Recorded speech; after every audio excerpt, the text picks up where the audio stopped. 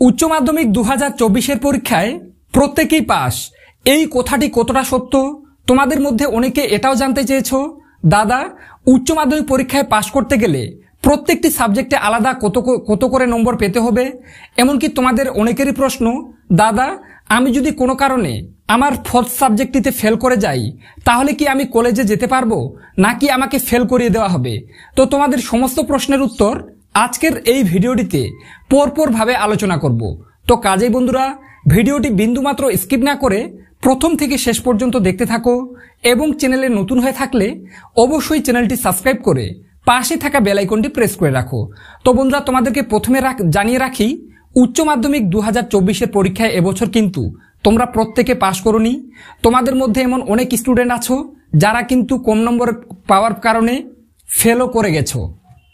তোমরা বিগত কয়েকদিন ধরে বিভিন্ন ইউটিউব চ্যানেলের ভিডিওতে দেখেছো, তোমাদেরকে অনেকে জানিয়েছে এবছর নাকি প্রত্যেককে পাস করে দেওয়া হবে, কিন্তু এটা মোটেও সঠিক খবর নয়।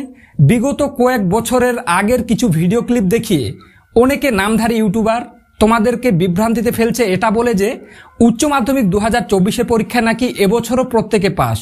তো বন্ধুরা, তোমাদেরকে জানিয়ে রাখি, সেই সকল নামধারী ইউটিউবারেরা তোমাদের যে সকল ভিডিও ক্লিপ দেখিয়ে জানাচ্ছিল যে এবছর প্রত্যেকেই পাস, সেগুলা কিন্তু 2021 সালের উচ্চ মাধ্যমিক পরীক্ষার ভিডিও ক্লিপ। 2021 সালে কোভিড-19 বা করোনা ভাইরাসের প্রকোপের কারণে প্রত্যেক উচ্চ মাধ্যমিকের ছাত্রছাত্রীদেরকে কিন্তু পাস করে দেওয়া হয়েছিল।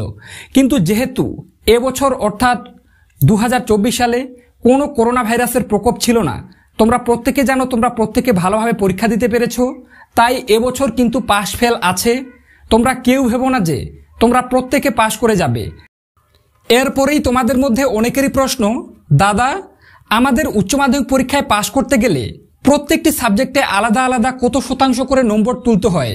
তো এক্ষেত্রে তোমাদের জানিয়ে রাখি, তোমরা যারা জানো না উচ্চ মাধ্যমিক পরীক্ষায় পাস করতে গেলে প্রত্যেকটি সাবজেক্টে তোমাদের কত শতাংশ করে নম্বর তুলতে হবে, তো তাদের ক্ষেত্রে জানিয়ে রাখি, প্রত্যেকটি সাবজেক্টে তোমাদেরকে আলাদা আলাদা করে প্রজেক্ট সহ 30% করে নম্বর তোমরা যদি পাও তাহলে কিন্তু তুমি ওই সাবজেক্টটিতে পাস করে যাবে।